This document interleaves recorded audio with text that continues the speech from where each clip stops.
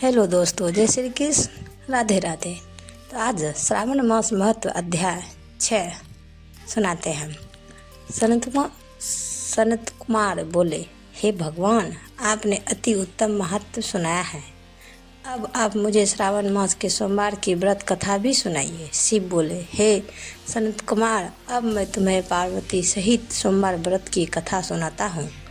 चंद्रमा का दूसरा नाम सोम है। सोम ब्राह्मणों का देव है। सोमलता को यज्ञ साधन कहते हैं। सोम मेरा ही प्रतिरूप है, इसलिए यह सोमवार कहा जाता है। चूँकि यह उपासक को उत्तम फल प्रदान करता है, अतः यह सर्वश्रेष्ठ कहलाता है। हे सनत कुमार, अब मैं इसकी विधि बतलाता हूँ, ध्यानपूर्वक कथा का श्रवण करो।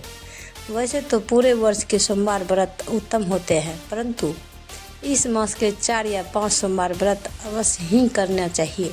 इसका पुण्य फल 12 मास के उपवासों से अधिक फलदायक है। इस मास में एक सोमवार व्रत का फल वर्ष भर के सभी उपवासों के फल के बराबर होता है। अतः भक्त को श्रावण मास के शुक्ल पक्ष के सोम व्रतों का संकल्प करके इस मास में जितने भी सोमवार आए, उन सोमवारों को व्रत संकल्प करके रात्रि को शिव पूजन करें।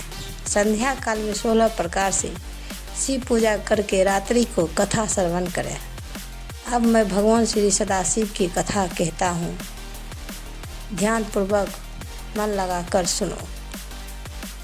श्रावण मास के पहले सोमवार को व्रत को ग्रहण करके नृत्य कर्म स्नान ध्यान से निर्वित होकर अपने आप को हर प्रकार से पवित्र करें। तत्पश्चात सफ़ेद वस्त्र पहने, मन से काम, क्रोध, मोह, अहंकार, द्वेष आदि को निकालकर मालती, मल्लिका आदि अनेक प्रकार के फलों तथा निर्दिष्ट उपचारों से मंत्र ओम नमः शिवाय अथवा त्र्यंबक मंत्र से पूजा करें। करबद्ध होकर उच्चारण करें, हे सर्वशक्तिमान महादेव भगवान, तुम भवनानाशक हो। हे उग्रनाथ भव शशि मूली, मैं करबद्ध हो आपका ध्यान करता हूँ। इस प्रकार के मनोहारी वचनों से देवाधिदेव महादेव का स्मरण करें।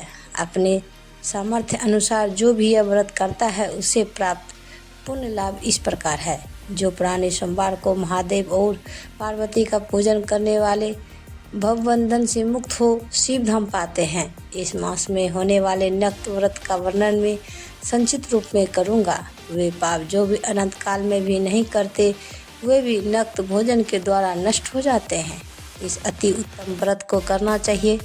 इस व्रत को करने से पुत्र इच्छु को पुत्र की प्राप्ति होती है। धन चाहते वाले को धन मिलता है। वह इहलोक में समस्त सुख सुविधाओं का उपभोग करता हुआ मरणोपरांत रुद्रलोक मोक्ष पाता है और वहाँ भी वह देवों द्वारा वंदनीय होता है। इस लोक को असमय और चलायमान जानकर बुद्धिमान प्राणी व्रत और उद्यापन द्वारा अपना जीवन सफल बनाता है और सद्गति पाता है। मोह माया को त्याग कर प्राणी अपने सामर्थ्य के अनुसार सोने की बनी शिव पार्वती की बैल पर सवार प्रतिमा बनवानी चाहिए। एक अति भव्य और सुंदर लिंगोभद्र मंडल पर घाट बनवाकर उस पर तांबे अथवा बांस का पात्र रखकर सबसे ऊपर शिव पार्वती की मूर्ति रखें।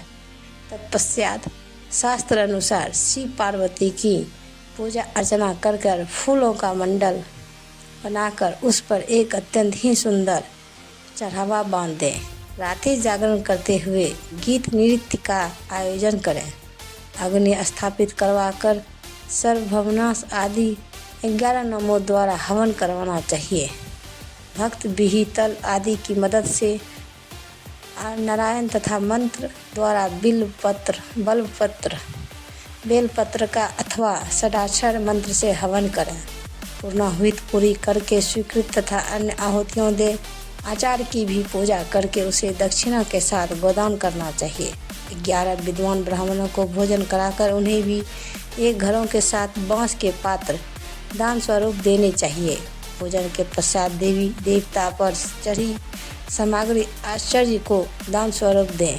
पूजा करते हुए बोले, मेरा व्रत सफल हो और मेरे व्रत से शिव प्रसन्न हो। तदोपरांत हर्षित होकर अपने परिवारजनों के साथ स्वयं भी भोजन ग्रहण करें। इस बतलाए गए उपाय से व्रत करने वाले मनचाहे वस्तु पाता है और उसकी समस्त इच्छाएं पूर्ण होती है। वह सुख भोग कर मरणोपरांत विमान में सवार हो शिवलोक जाता है। वह वहाँ पर भी पूजनीय होता है। सर्वप्रथम यह सोमवार व्रत भगवान कृष्ण ने स्वयं किया था। उसके बाद उनके अनन्यों, राजाओं और धर्म पुरुषों ने यह व्रत शुरू किया। इस व्रत को केवल श्रवण करने वाले भी पुण्य फल पाता है। फल, इस छठे अध्याय के पाठ श्रवण से शिव सानिध्य तथा पुण्य फल की प्राप्ति होती है।